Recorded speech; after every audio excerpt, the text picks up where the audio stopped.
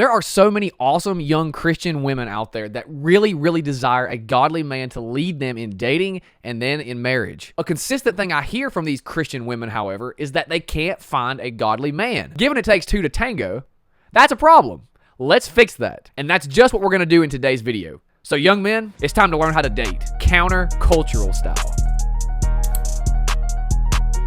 First up, let's start with the ground rules. As a Christian man, when you go on a date, your number one goal is this: love. Not the romantic love, but love like Jesus. Your goal is to love this person. This is a daughter of Christ that you are taking on a date. And if you're unequally yoked, you shouldn't be going on this date to begin with. You have an obligation to treat this young woman as Christ would want you to. This means being a gentleman. This means being chivalrous.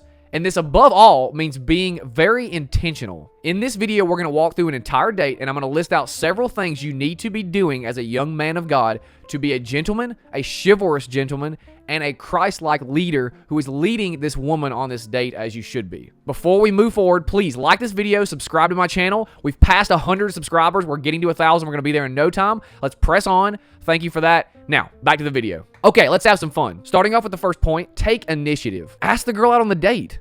Okay, a date is a date. It doesn't mean you're getting married. You're pursuing a good thing. Remember that what you're pursuing is marriage. That is a good thing. Literally, Proverbs 18:22 says, "He who finds a wife finds a good thing and obtains favor from the Lord." Again, you are pursuing a good thing. So don't let your fears and anxieties and what people think about you prevent you from pursuing a godly young woman. Now, after you've talked to her and she says yes to a date, let's be intentional by planning this out. All right, are you going to dinner? Okay, do you need reservations? If so, call them right now. Get reservations. Do you need to pick her up at a certain time? Are you meeting her there? If she's comfortable with you picking her up, if she's not, meet her at dinner. After dinner, what's the plan? If the day is going well and you want to keep spending time together, what's the next move? Have alternative plans ready to say, hey, would you like to do this? Okay, if she says yes, then proceed. Is that going for a walk downtown? Is that going to play pickleball? Whatever that is, have a plan ready to go. And if your plan involves something outside, let's have an alternative plan. What if it rains? What are you going to do then? Okay, you can go bowling. You can go get ice cream. Have an alternative plan ready to go so that you are prepared for any situation. Again, you're being an intentional man. Men are intentional. Boys do whatever feels good and don't plan for anything. And no woman likes that. Now, it's the day of the date. What do? Dress well. Don't go on this date with sandals, sweatpants, and a wrinkly old polo shirt. Let's raise the fashion bar here, guys. Take a shower, groom yourself, put on deodorant, don't smell like a pig, take some mouthwash, brush your teeth, be a gentleman. Again, you are trying to raise the standard. You are a godly man. You need to stand apart from your secular peers. Now, you've already got ready. You're going to the date. Now, whether you pick her up or whether you meet her there, be prompt. Being late is an indication that you don't really care about this date. It does not make her feel special. Now, you've met. Compliment her. Tell a joke. Make her laugh. And then be a gentleman by holding the door. If you pick her up, open her car door, close her car door for her. I'm going to reiterate this later, but part of being a gentleman is sacrificing your own convenience.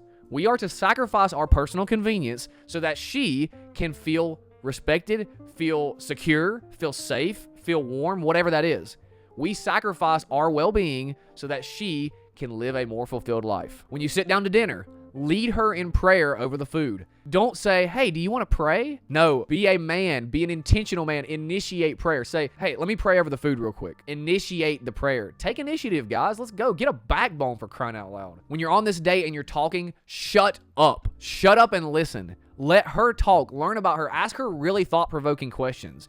And don't use vulgar language. Don't be cussing. You shouldn't be doing that anyway as a godly man. But just to reiterate, don't do that. It's just immature and stupid. All right, let's say you're finished with dinner, and then you're going to move on to the next activity. Let's say it's a nice evening out, and you're downtown, so you want to go walk around the city streets. It's well lit. Great. Let's go. As you are walking down the street with her, it's always important to make sure you stand between her and the road. No matter which side of the road you're on the street, stand between her and the road. Don't let her stand closest to the street. That is a way of protecting her. That is a way of making her feel safe. If it is a cool or chilly night, look for verbal cues that she is cold and offer to give her your jacket. She may fight you on that, but insist on it, and ultimately, she will appreciate that because she'll be warm. Again, guys, this is where chivalry comes in. Chivalry is all about sacrificing our well-being, our comfort, so that she can be comfortable, so that she can feel warm, so that she can feel protected, safe, etc. As the evening progresses, look for verbal or physical cues that she is tired and wants to go home.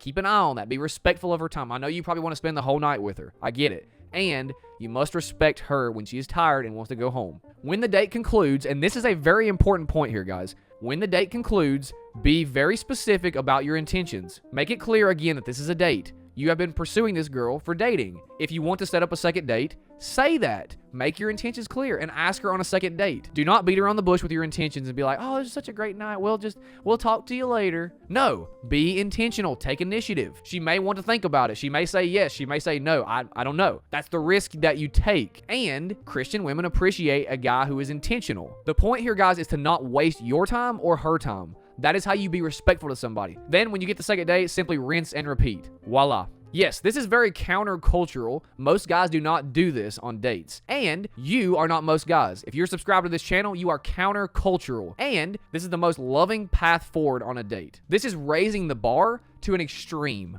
And that's good, because I want this woman to take away from the date that, wow, this guy, I have never been on a date with a guy like this. This is awesome. He's a man of God. I love that. You want this to be so countercultural that it blows her mind. It's great. That is how you impress her. And ultimately, though, this is how you love her as Christ would want you to in this season of life that you're in. You are being respectful, you are honoring her, and you are pursuing her with intentionality and chivalry. The more you and I as young Christian men act this way in our dating season, the more of Jesus' love we will show to people, whether the date works out or not, and the less hurt we will have towards people, because we won't be wasting time. We won't be being indecisive, unintentional. We will be living and working for their good. This should not be intimidating. This should be so much fun, because you get to spend an evening with somebody who's a believer, that's attractive, and someone who you can pursue a good thing with, i.e. marriage. That is worthwhile. That is countercultural. Let's raise the bar with dating. Let's be the young gentlemen, the men of God that we need to be. Let's treat women as God would want us to. And let's live and work for the good of others. Now you know what to do. So I'll see you guys in the next video. And as always, be countercultural.